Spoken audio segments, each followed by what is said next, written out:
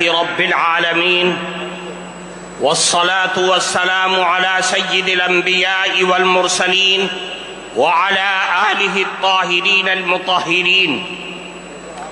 أما بعد، فقد قال النبي صلى الله عليه وسلم: أدبوا أولادكم على 3 خصال: حب نبيكم وحب أهل بيته وتلاوة القرآن، أو كما قال رسول الله صلی اللہ علیہ وسلم.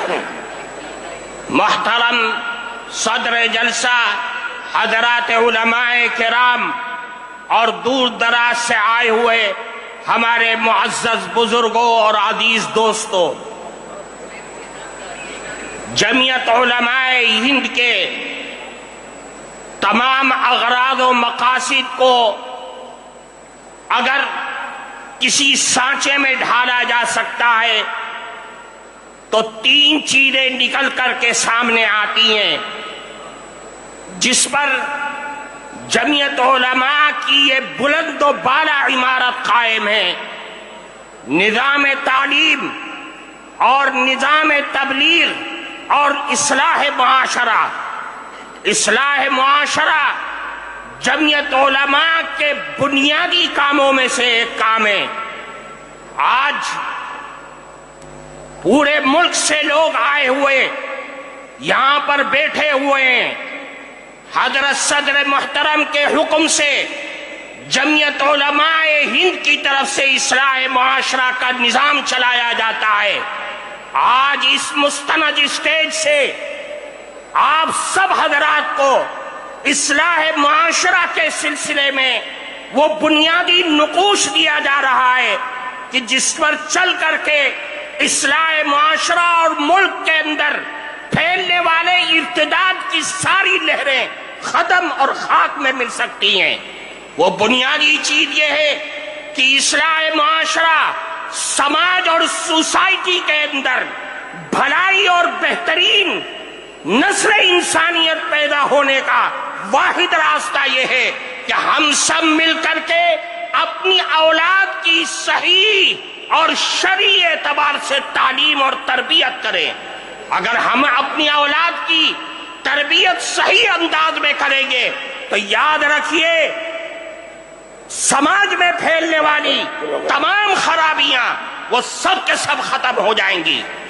اللہ کے نبی جناب رسول اللہ صلی اللہ علیہ وسلم نے ارشاد فرمایا: ادبوا اولادکم علی 3 خصال. اے لوگوں، اپنی اولاد کی تربیت کرو اور 3 عادتوں کی طرف متوجہ کرو اور 3 عادتیں ان کے اندر پیدا کرو.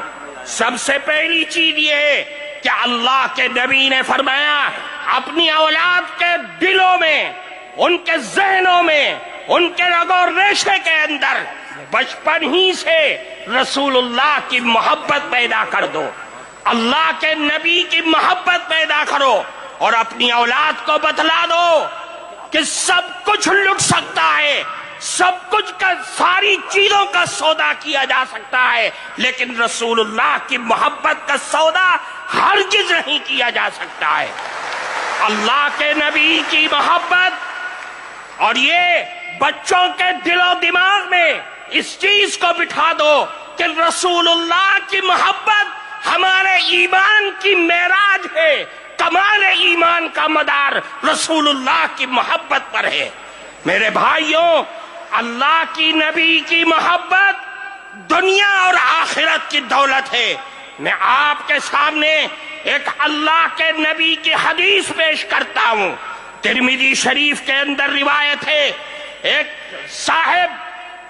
گاؤں کے ایک صحابی اللہ کے نبی کے پاس آئے اور فرمایا: اے اللہ کے نبی، متی الساعہ، قیامت کب آئے گی؟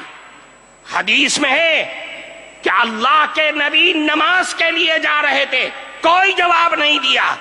نماز پڑھائی، سلام پھیرا اور پلٹ گئے. فرمایا: من السائل، کون ہے سوال کرنے والا جو یہ سوال کر رہا تھا کہ قیامت کب آئے گی؟ سوال کیا تھا کہ قیامت کب آئے گی. اللہ کے نبی نے پلٹ کر کے ان سے سوال کیا کہ یہ بتلاؤ کہ ما اعددت لہا، تم نے قیامت کے لیے تیاری کیا کر رکھی ہے؟ وہ صحابی تھے. صحابی کے جو دل میں ہوتا ہے وہی زبان پر ہوتا ہے.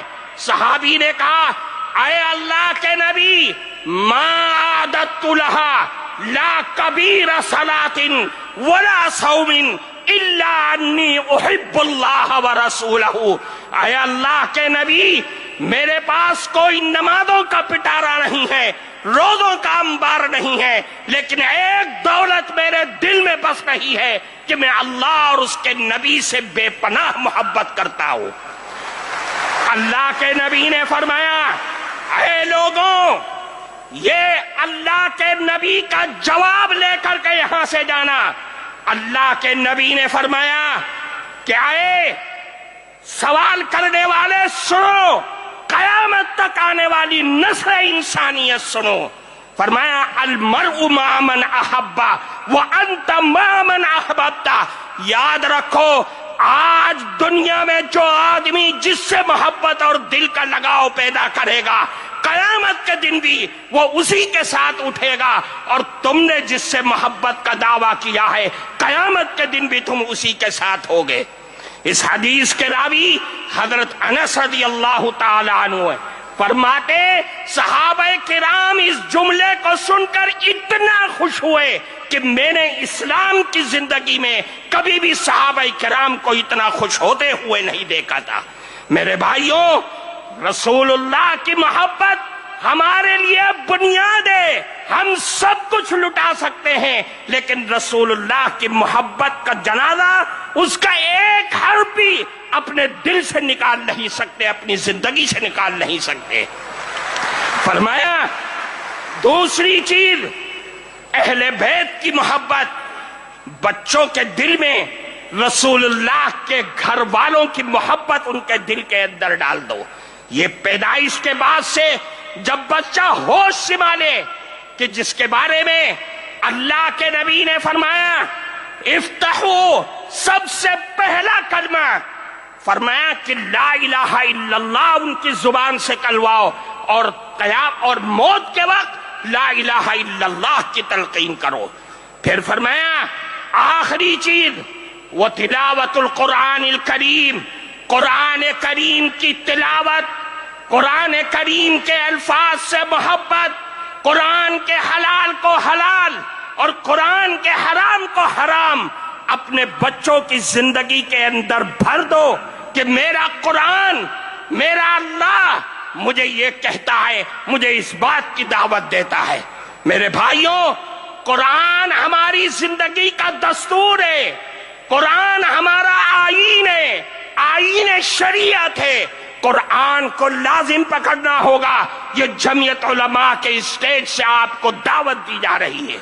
اللہ کے نبی نے فرمایا الا انہا ستکون فتنہ، اے لوگوں آگاہ ہو جاؤ، فتنے آئیں گے، آزمائشیں آئیں گی، بلائیں آئیں گی، دنیا کی بھی آئیں گی اور آسمانی بھی آئیں گی. صحابہ کے کلیجے ہل گئے. فرمایا اے اللہ کے نبی مل مخرج منہا یا رسول اللہ، ان فتنوں سے نکلنے کا راستہ کیا ہوگا؟ اللہ کے نبی نے فرمایا کہ قرآن ہے، قرآن ہے. کیوں؟ فیہ نبأ من کان قبلکم وخبر ما بعدکم وحکم ما بینکم.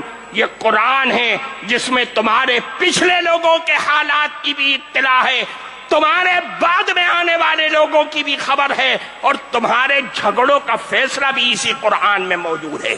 اس لیے میرے بھائیوں، قرآن پکڑو، حالات کو سدھارو. یہ مسائل، یہ الجھنیں، یہ پریشانیاں، یہ ہمارے آفتوں اور مصیبتوں کی وجہ سے آ رہی ہے.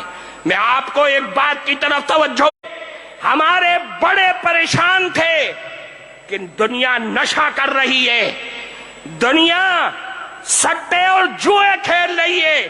آج جو سب سے زیادہ حالات ہیں وہ سود کی بیماری ہمارے اندر جنم لیتی جا رہی ہے. اور سود بھی کیسا؟ بینک کا سود نہیں، ساہوکاروں کا سود نہیں، بنیاؤں کا سود نہیں، وہ بندھن بینک، وہ جگہ جگہ گاؤں اور دیہاتوں میں جہاں سود اور قرض دینے والے وہ چور بیٹھے ہوئے ہیں جو صرف عورتوں کی آئی ڈی پر عورتوں کو ہی دیتے ہیں، ان کے نمائندے عورتیں ہیں، ہمارے مرد گھروں میں بیٹھے ہوئے سو رہے ہیں۔ میرا کون سا کلیجہ ہے، کون سا ہمارا دل ہے جو اس بات پر راضی ہوتا ہے کہ میری جوان بیٹی، میری جوان ماں، میری جوان لڑکی ان غیروں کے آفسوں میں جا کر کے قرض لے کر کے آتی ہے اور میں سارے ہفتے اس قرض کی قسط چکانے میں لگ جاتا ہوں۔ میری عورتیں بیگانہ ہو گئی، بیوی میری ہے لیکن اس کے آفسوں میں وقت گزار رہی ہے۔ ہماری سوچ اور فکر پر لعنت ہے ایسی۔ اس لیے میرے بھائیوں، سوچو اور سود سے نکل کر کے باہر آؤ۔ اصلاح معاشرہ کو ہر گاؤں، ہر گلی، ہر مسجد کے حلقے میں اس کو پروان چڑھاؤ تاکہ میری قوم ان لعنتوں سے باہر آ سکے۔ وآخر دعوانا